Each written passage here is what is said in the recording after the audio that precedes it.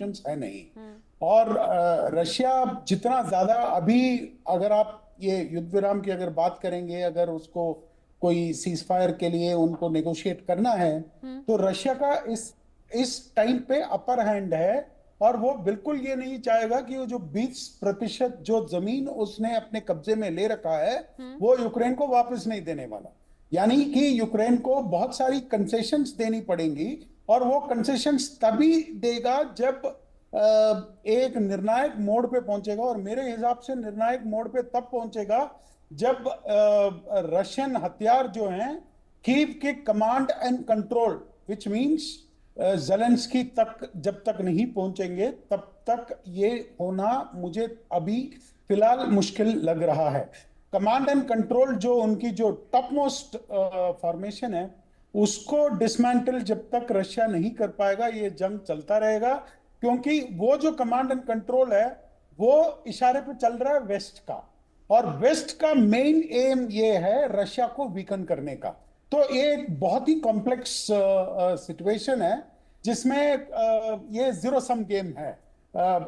अभी इसमें कोई पीछे नहीं हटने वाला, और इसमें आपको ब्रेक थ्रू, और रशिया को भेजना यूक्रेन के लिए या नेटो के लिए खतरे से खाली नहीं है। क्योंकि अगर नेटो ऐसे हथियारों का इस्तेमाल करता है जो रशिया के भीतर जाके रशियन कमांड एंड कंट्रोल को डिस्टर्ब करने की अगर कोशिश करेगा, तो आप हाइपरसोनिक वेपन्स और मिसाइल्स जो यूरोप में जाके ये वॉर यूरोप तक पर फैल सकता है, जो नेटो कभी भी नहीं चाहेगा। तो नेटो ये गलती करेगा भी नहीं। तो नेटो जो वेपन सप्लाई करेगा वो ज्यादातर यूक्रेन के जमीन से ही हमला करेगा। और इस वजह से रशिया ये एक वॉर ऑफ एट्रिशन का गेम खेल रहा है। जैसे धीरे धीरे धीरे धीरे वो जमीन कब्जा कर रहा है, और दूसरा वो हमले पे हमला करके यूक्रेन की जो वॉर वेजिंग मशीनरी है उसको वो निस्ता नाबूद कर रहा है। तो ये जेलेंस्की जितनी जल्दी ये समझ जाएंगे उनके लिए अच्छा है। लेकिन जेलेंस्की खुद एक ऐसे घेरे में बंधे हुए हैं नेटो के और यूएस के अंदर, तो उनके पास भी ज्यादा ऑप्शन नहीं है। तो ये फिलहाल तो ये चलता ही रहेगा, ये आगे पीछे चलता ही रहेगा।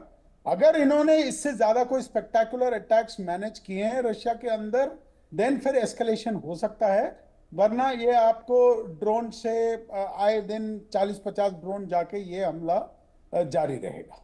आप कह रहे हैं हमला जारी रहेगा, और यहाँ जो जंग की शुरुआत हुई थी वो हमने देखा था कि जेलेंस्की के लिए, यूक्रेन के लिए कहा जा रहा था दिलीप सर कि छोटा सा पिद्दी सा देश है वो 3 दिन में ही झुक जाएगा। लेकिन फिर 3 दिन 3 महीने हो गए, अब तो 3 साल से ज्यादा ये वक्त हो गया है। नेटो देशों के हाथों क्या यूक्रेन और जेलेंस्की खेल गए हैं, और क्या अब एस्केप रूट बचा नहीं, यानी कि पीछे जाने का रास्ता बाकी नहीं है क्या? देखिए, दोनों लीडर्स के लिए पीछे जाने का रास्ता अब बंद होते जा रहा है। जेलेंस्की को भी ये पता है कि उस देश के अंदर भी उसके खिलाफ पावर्स है, पर उसके सपोर्ट में जो यूरोपियन यूनियन, नेटो और जो अमेरिकन शक्तियां हैं उसके सपोर्ट से ही वो बचा रहा है।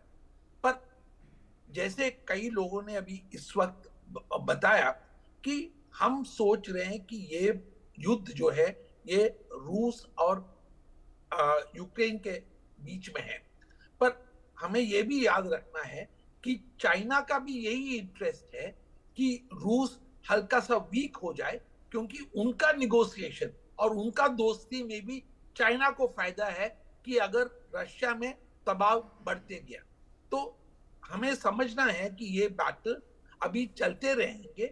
और जो ट्रंप ने भी हाथ बीच में कोशिश किया था क्या सीज फायर का, वो मेरे ख्याल में वो हाथ भी अब हट गया है। तो हमें यही देखना है कि ये वॉर ऑफ एट्रिशन कितना दूर, कितना रिसोर्सेस और कितना डिस्ट्रक्शन पहुंचाता है दोनों देशों में। जिस तरीके से अभी तक की सिचुएशन